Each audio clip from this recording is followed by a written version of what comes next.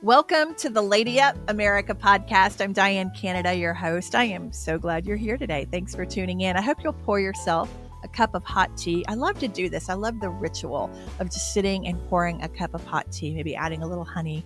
This is a timeout opportunity for us to sit today and explore one of the most important lessons that I think we could ever learn as followers of Jesus Christ. Today's episode is entitled Your Next Breadcrumb. Be right back. Around this town, around this town, victory on the battleground, we claim it now. Lady up, lady up, lady up, lady up. All right, ladies, we have been so conditioned in our culture, especially the American culture, to have a plan, make a goal, crush our goals, make it so, number one. We have all these slogans in our culture that make us so driven toward our goal. We get a vision for something and we have a really, really hard time having any kind of peace or happiness until it's achieved, right? And I don't think there is a thing in the world wrong with setting goals. I've been setting them my whole life, and I think that we're hardwired to do that. But the Bible tells us that a man may make his plans, but God directs his steps. So this is something that I have not mastered. I am right here with you, still trying to learn myself. But we have to understand that the way that the world drives us is completely opposite than the way that the Lord drives us. In the world, it's all about effort. In God, it's all about peace. It's all about attracting. Jesus was the perfect model, the perfect example of this. He attracted people to follow him. He attracted people to his messages, to his words. He used parables a lot. He didn't just come right out and beat people over the head with things. He didn't make anybody do anything. He didn't make anything happen. He just created opportunities for things to naturally occur, for things to naturally happen. And he knew that God had a specific purpose for his life. So I think where we get in trouble in our American culture is when we're unwilling or unable even to release the vision that we have for our family, the way we think it's supposed to look, the way our business is supposed to look, the way that a dream that we have is supposed to come about, maybe even the type of husband you're supposed to have. We get like these pictures, mental images in our head of what our husband is supposed to be like, all the qualities, the traits, what he does for a living, all these things. Like, we can just get so attached to these outcomes that it makes it really, really difficult then for us to have any of that thing that we long for the most, which is that peace and that happiness in our life. And we wonder why we're stressed out. We wonder why why we have anxiety. We wonder why we can't relax. This is something that, again, I'm still trying to learn myself. I have not mastered this. I've come a long way, but I was introduced to this concept of breadcrumbs by a coach that I have. I've been working with her for years. Anytime I had to make major decisions in my life or anything, I would usually call her. Her name's Grace. Ironically, and she lives in Italy. And so she and I have just worked through a lot of my major life choices together.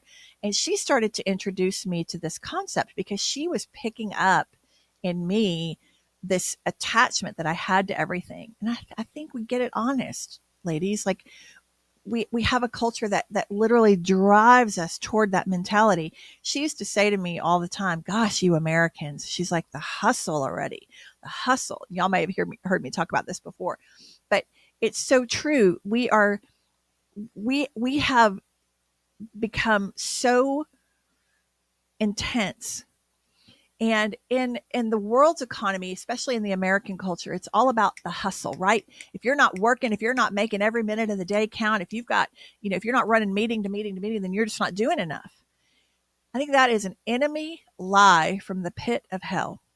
And the reason I want to bring it up today is because it affects everything that we do. Like, there's so much residual damage from that way of living that I think we just need to take a hard look at. And then I want to talk about the contrast, the comparison to doing it Jesus's way. Okay. But when we're in this mentality of make it happen, this crush your goals, all of that intensity, When we are living that way, we are absolutely stressed out. We are burnt out. We're walking around with a body language that just is intense, right? In all the relationships that we come in contact with, whether that be friendships, our own husband, our own children, family members, whatever, we're like carrying all that angst and tension everywhere we go. And so that sets the atmosphere for conversations when we're trying to learn how to have conversations. We're trying to attract people to our values and all. These are the kinds of things, what I call housekeeping, that we need to do in our own lives. Start recognizing that there are so many reasons why we are not influencing people. And this is a huge one. So, when we're in this constant effort, this constant, like, I got to get it done. I got to check everything off my list today. I've got this goal and I've got to make it happen. I've got a lot of people depending on me. I've got a lot of money riding on this. All of this kind of intensity, it's just not healthy. And it's not God's way. It is not the way that Jesus teaches us to live our lives in the Bible. It's the enemy deceiving us. I know because I've lived this. I lived this way for well over the first half of my life, probably the first 3/4 of my life. That was how I lived.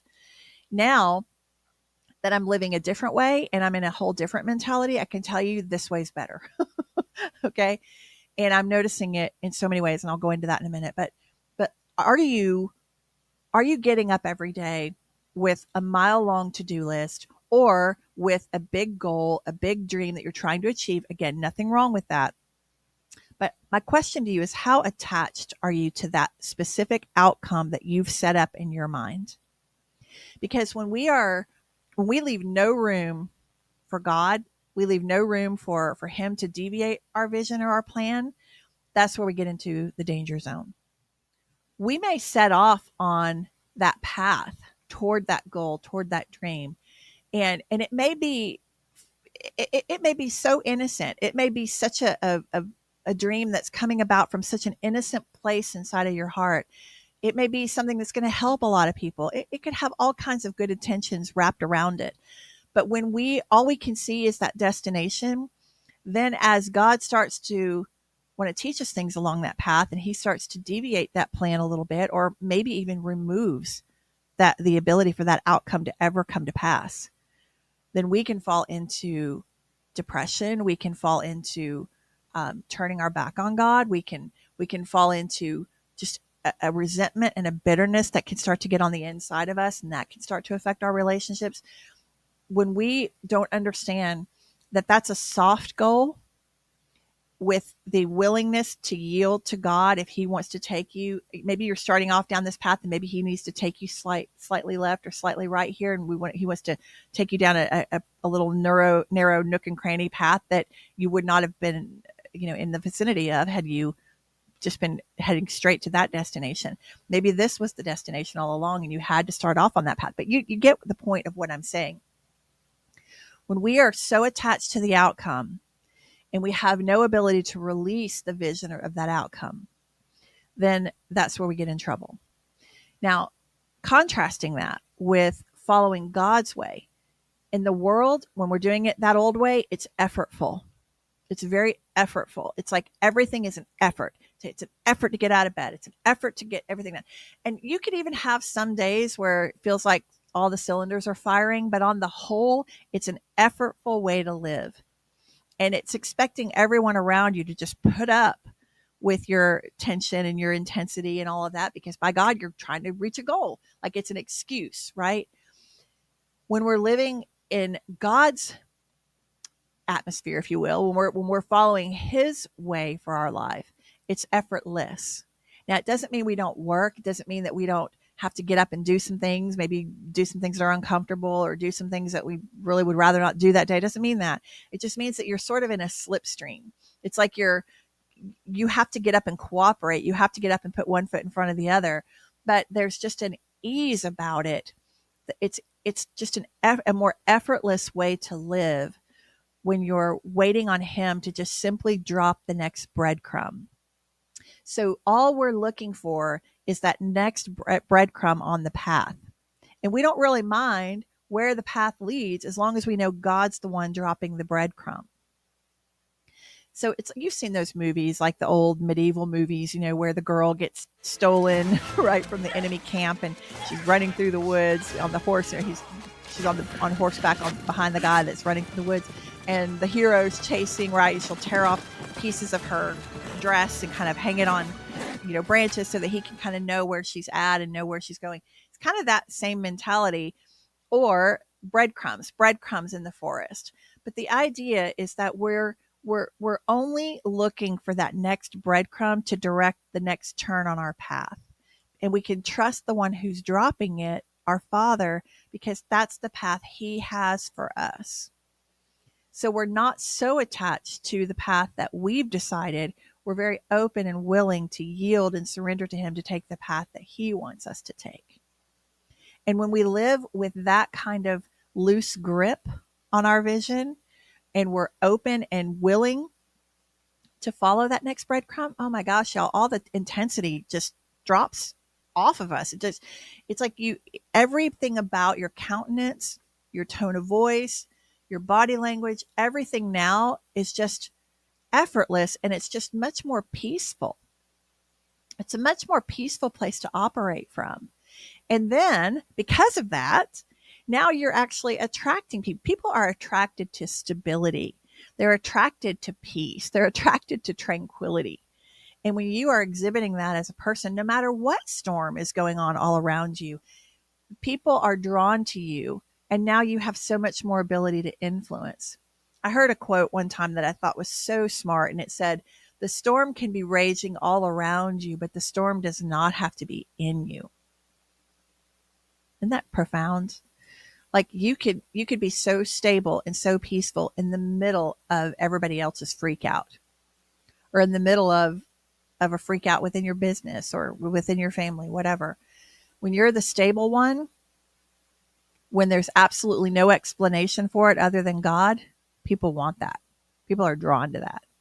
So whether it's stuff that can get us riled up politically, culturally, like I said, even relationally, when you're the stable one, first of all, you have a whole lot more ability to be stable because it's a lifestyle, right? You're living that way instead of trying to appear stable. You actually are stable.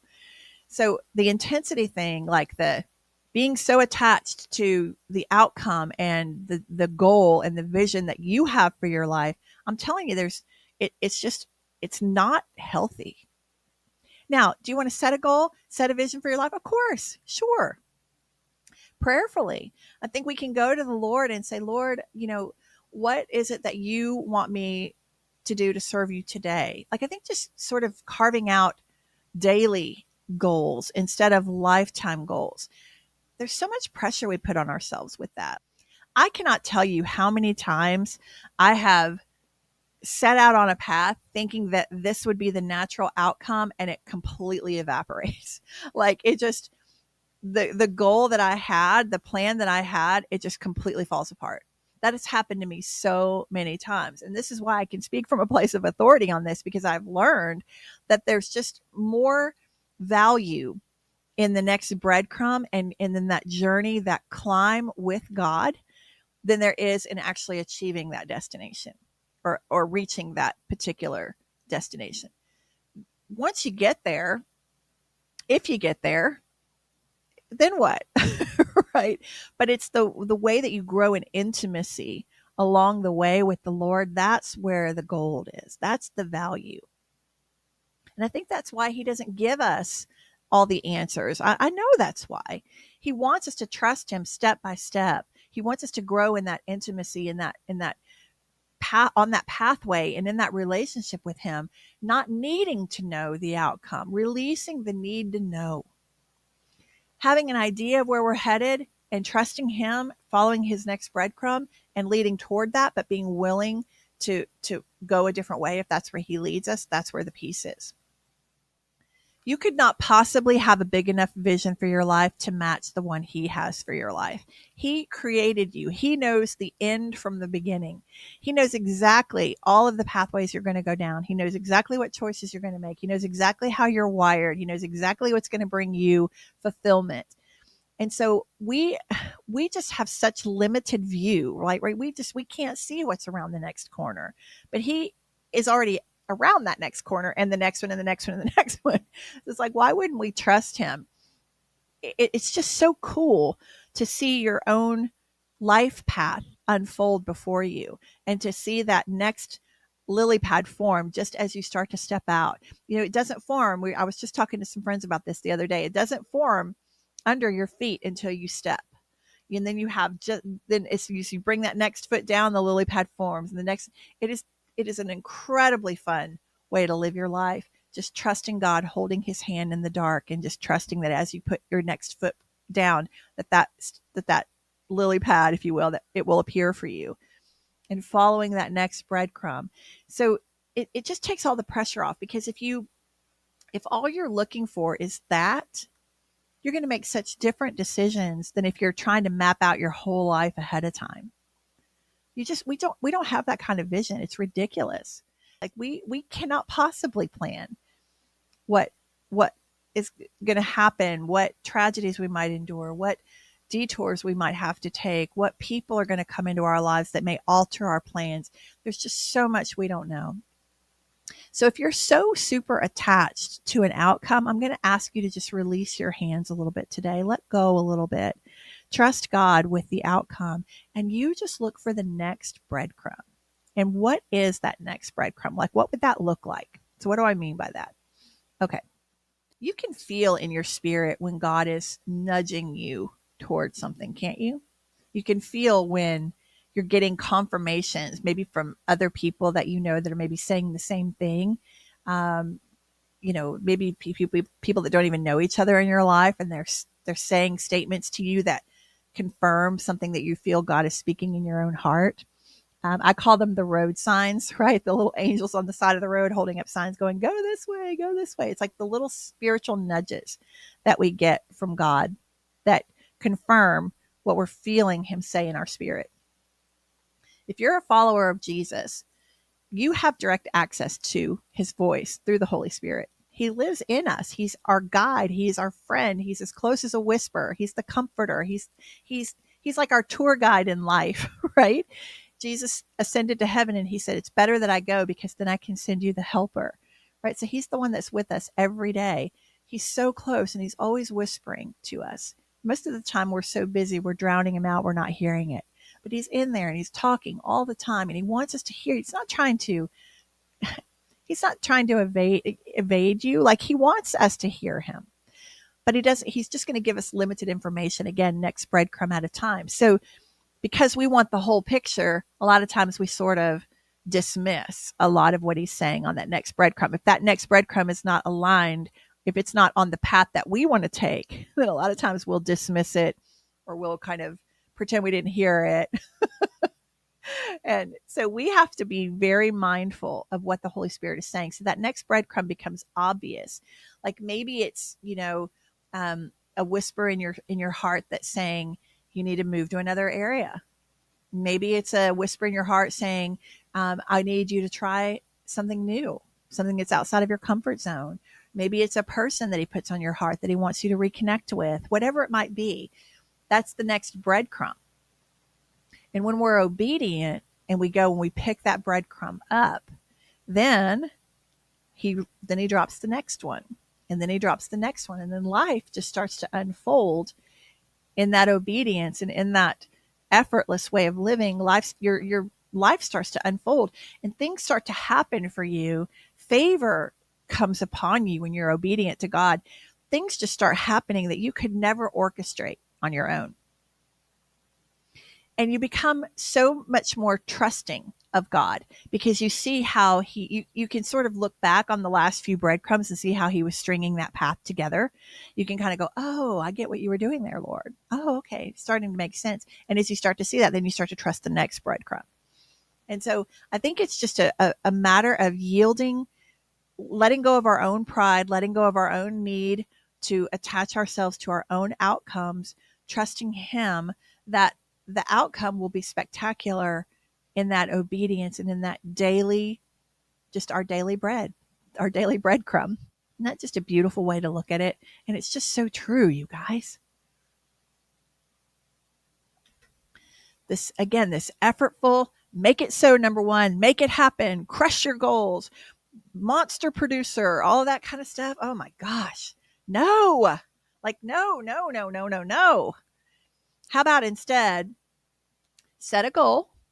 You have an idea of where you're headed and you're willing to trust God along the path. You're willing to let Him deviate, not let other people throw you off path.